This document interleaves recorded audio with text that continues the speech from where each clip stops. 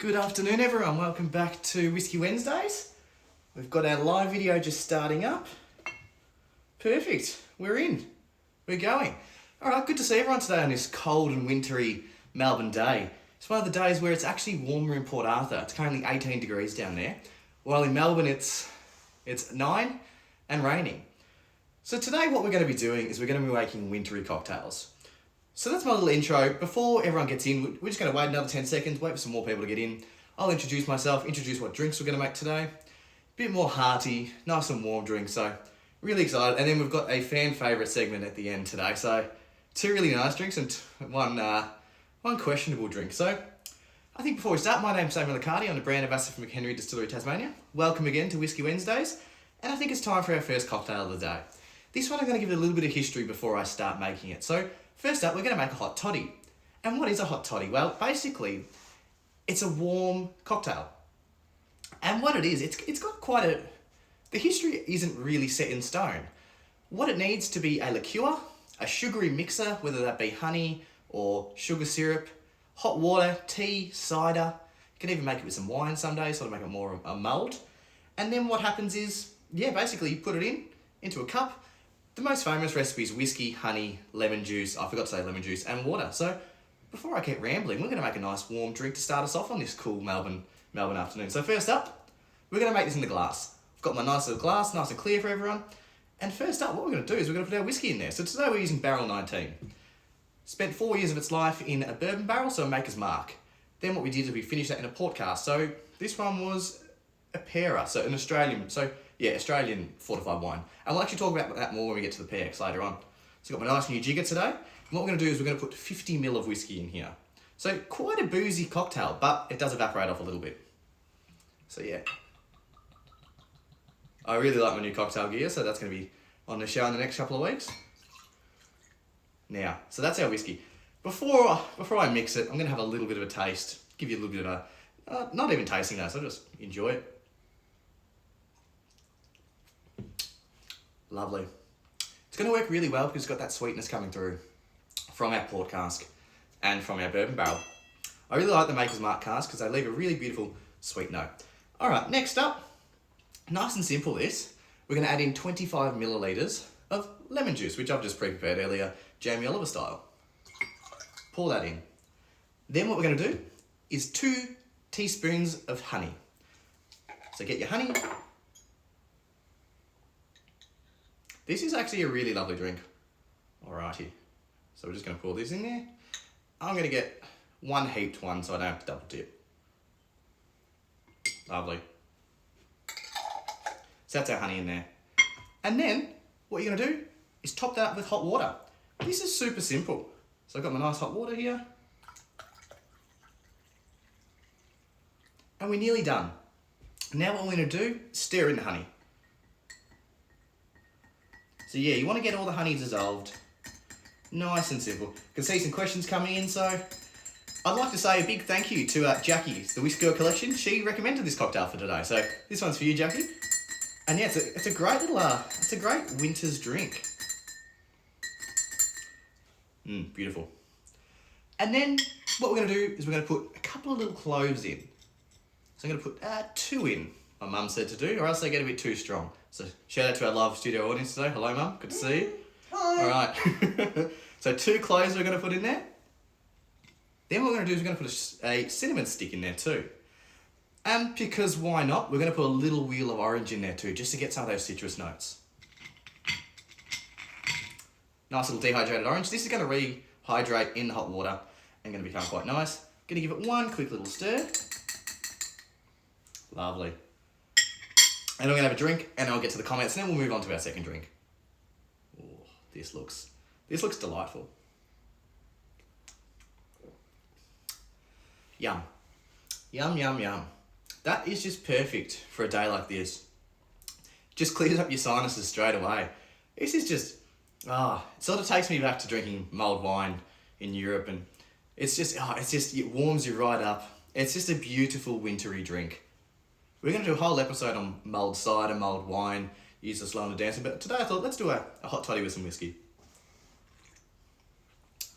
Beautiful. All right, I'm going to get some comments first, and then we're going to go into our second drink. But yeah, basically the Hot Toddy originated back in the 1700s.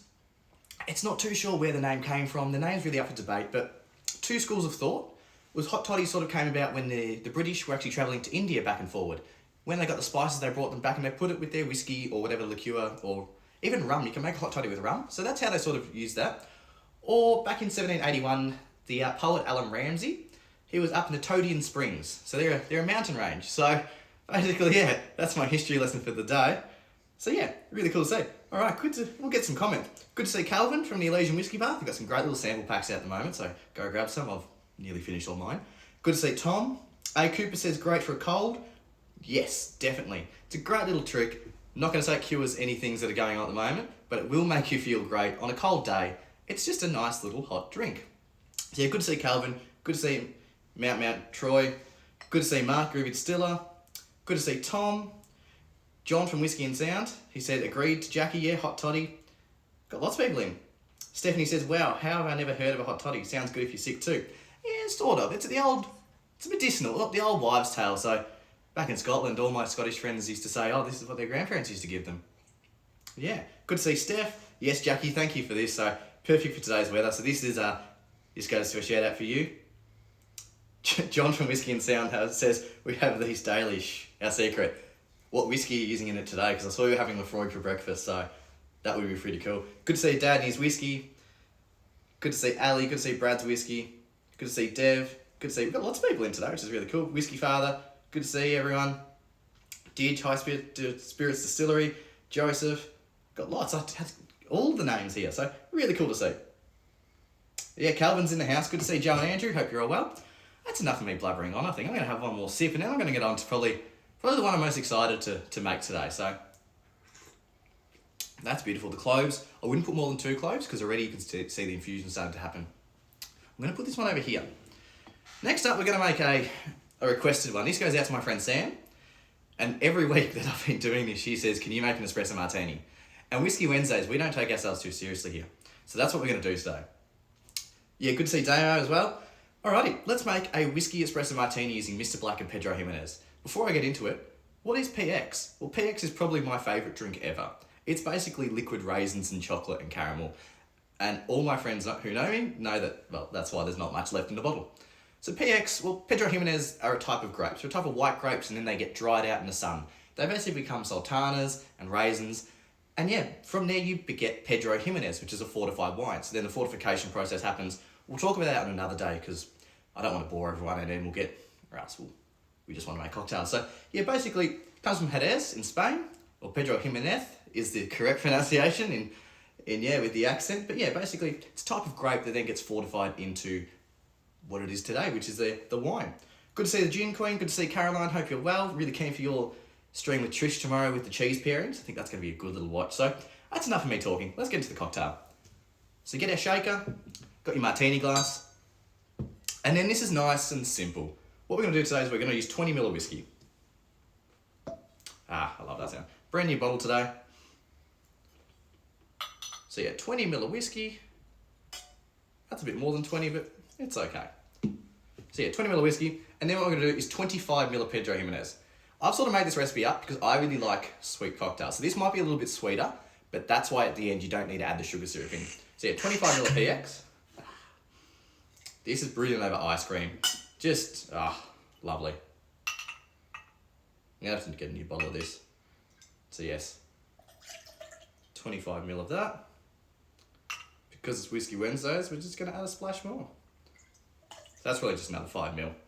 And then what we're going to do from there is we're going to add our Mr. Black in. So we're using the single origin one today, which is going to give us a nice little bite.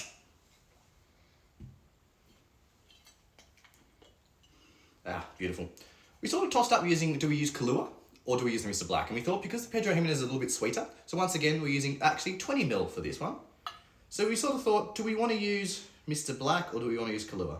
And first off, we thought support local. But then we also thought the Kahlua's a lot sweeter, and because the Pedro Ximenez has that sweetness to it, we're not going to use all that. So chuck this in there. What do we got? Now, the most important part, a shot of espresso. I thought, put the accent onto that to get my cultural heritage. Actually, that's all going in there. I've measured that out already. And then, because I like sweet drinks, I'm going to add a little bit of sugar syrup in. This is optional. This is how I'm sort of making it to my my own liking. So once again, just using my own little sugar syrup mix. 5 ml, so this is actually probably going to get less. Just a little dash. Perfect. Then what you want to do, add your ice to your shaker. Just make sure it doesn't spill everywhere. You want to shake this a little bit so you can get that nice frothy head on it. So, back to shaking. All right, so here we go.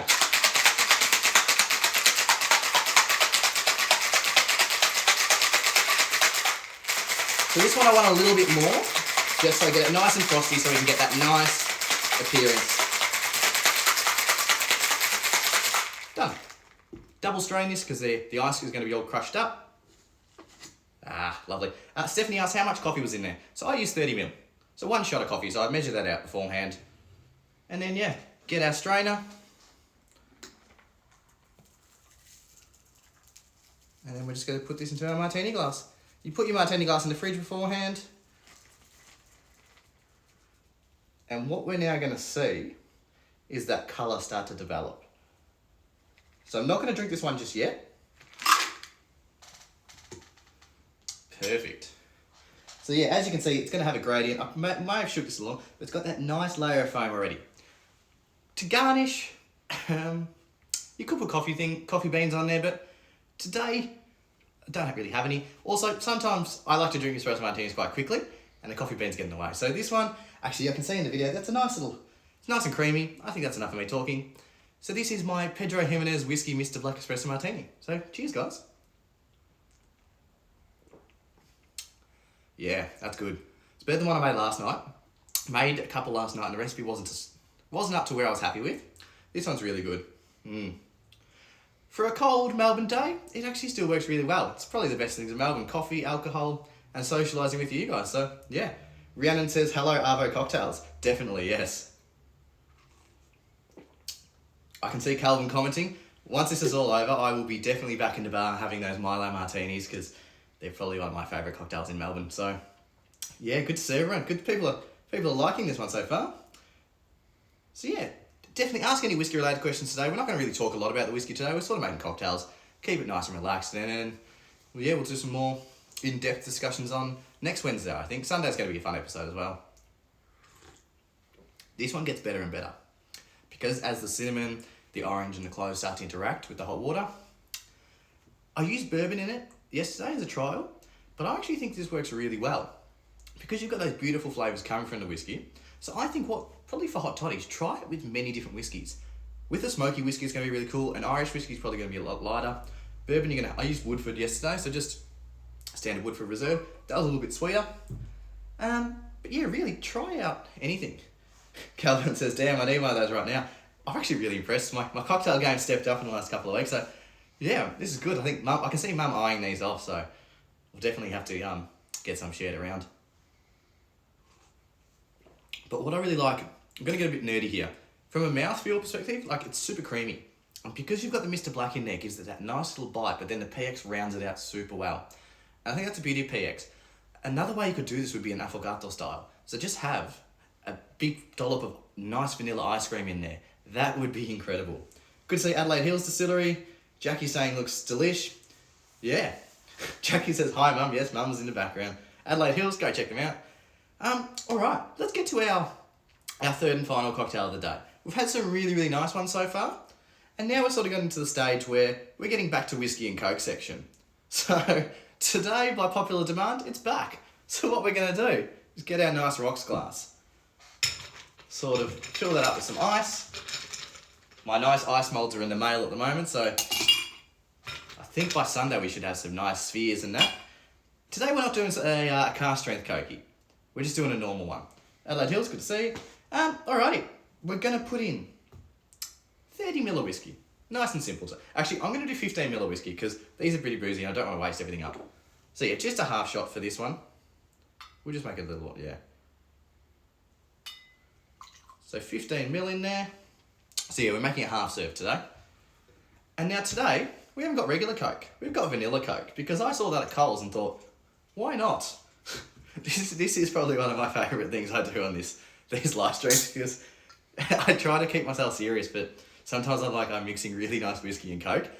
But as I've been saying before, whiskey should be enjoyed however you like. We've got it today in a hot toddy. We've got it in an espresso martini. So why not have it with a little bit of Coke? Because at home at the moment, you might have got some weird things lying around. So we're just going to top this up just a little bit because I still want to retain the actual whiskey flavour. I haven't had vanilla Coke in years. It's actually really nice. Oh, I forgot how sweet it was. This one, we're just going to put a little bit of lime in there. Don't need to stir that round. So yeah, that's my vanilla whiskey and Coke, or my vanilla whiskey. That's really refreshing. I can't lie, that's actually quite tasty. It actually works really well after the espresso martini because you've got those Coke flavours still coming through. Probably out of the three, it is probably my least favourite of the day, but it's a bit of fun. We'll get some more comments. Good to see Elise. Yes, Elise, she was involved in the whole consultancy programs, so I hope you're well. Are there many Australian whiskies aged in PX barrels? It's a really good question. I know a lot of Scottish whiskies are.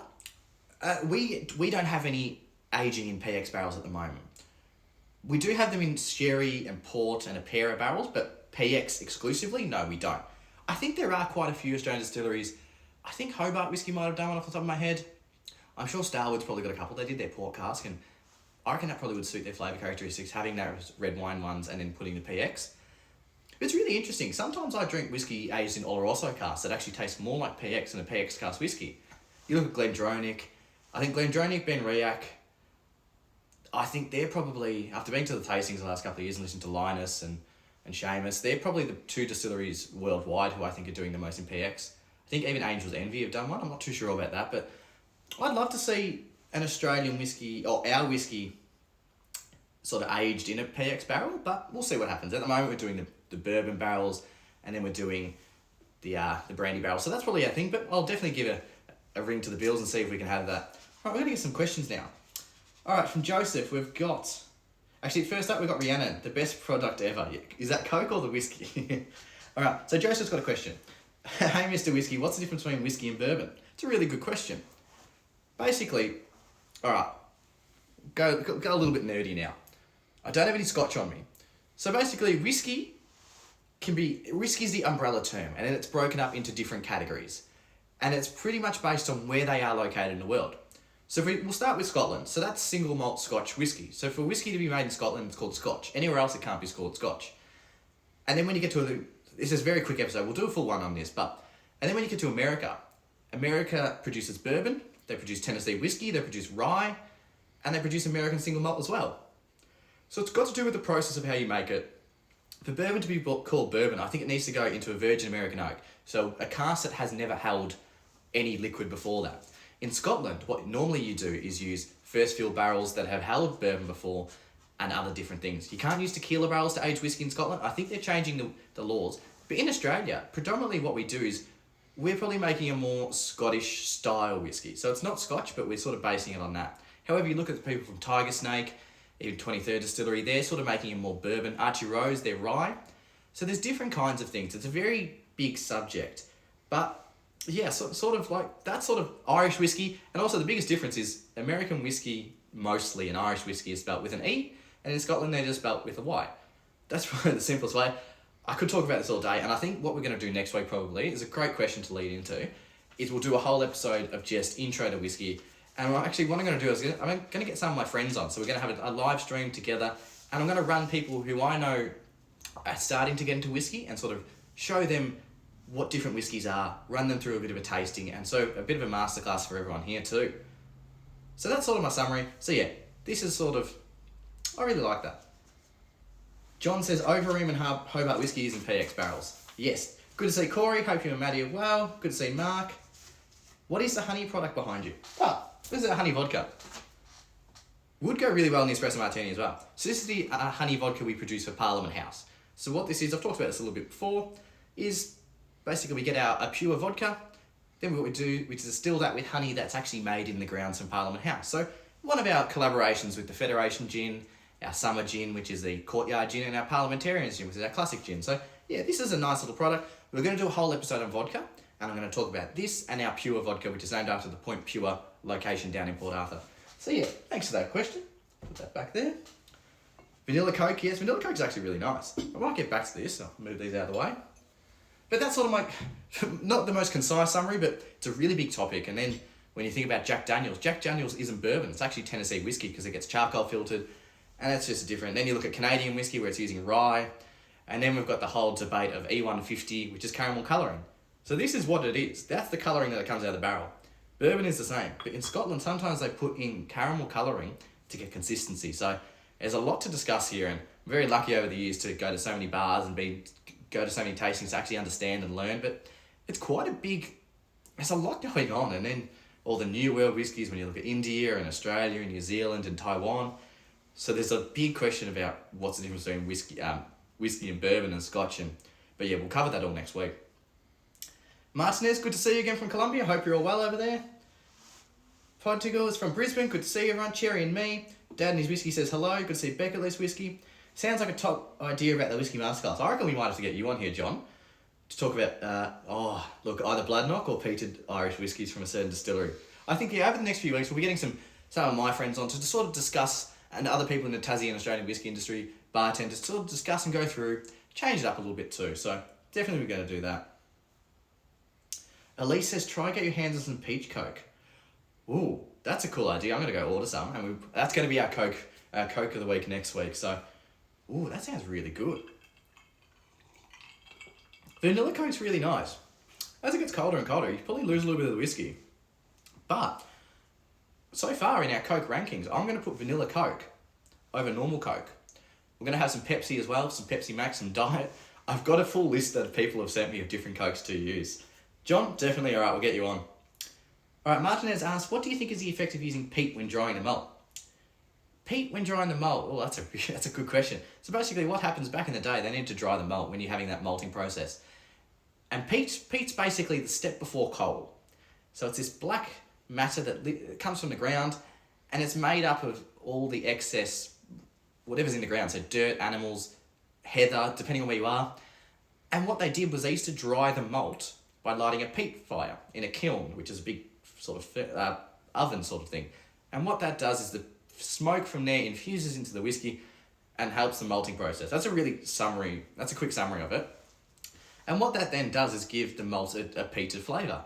However, depending on where you're getting your peat from, that really does change this type of smoke. I think Dan Woolley told this to me when I was first getting into whiskey. If you're getting peat from Islay, it's going to be really iodine-y. The best way I've heard it described is it smells like a hospital. You've got iodine, Band-Aids, salt, saline, things like that. But then if you look in the Highland peat, it's like heather and all those florals and botanicals from up there. So depending on where you get it from. And Tasmanian peat is weird altogether. We haven't used any yet, but we're going to use some once we get the brewery into full operation. So I'll try to get some peat. I don't know where I'm going to get that from, but yeah, I'll try to get some and sort of discuss that more. Elise says Coke of the week. Yeah, we're gonna do a Coke of the week. I think 2 fancy cocktails, 1 Coke of the week, and that's right. Blackfisher Feeder says, I'd buy peated Coke if I could. Actually, Coke have released 4 new, they should sponsor me as well. So Coke have done a new bartender series where they've got like a woody one, a smoked one, a herbal one, and I think there's another one. So they've actually got a smoky Cokey in its essence without having to add whiskey. And they're made to be mixers. So I know Master of Malt are selling them, so I'll see if I can get some. I might just have to use some of my contacts and see if I can get some of those. But so yeah, you can get in a sense a smoky Coke. So I think we've actually had quite a long episode today, but it's been really good to get the discussion going. Wrap it up in a couple of minutes. I'm going to go once again through our little drinks, ask any last questions. It's been great interactions today. There's been some amazing questions. I'm going to start going through these again. That's really nice. I have a clove in my mouth, sorry.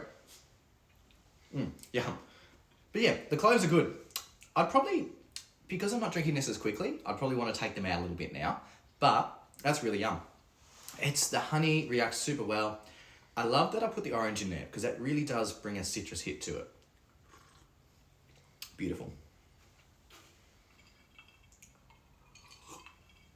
The vanilla Coke, it's actually a winner.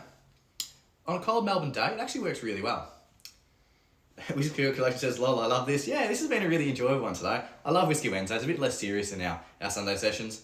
Rhiannon says, email Amatil Coca-Cola. I do have some contacts there actually, so I might have to. I also want to get the Fever Tree one. So I'm going to finish up now, I think. I'm going to have one more sip. This is really nice. I love the PX. And I think on that note, thank you all for coming today. It's been a really good Sunday session.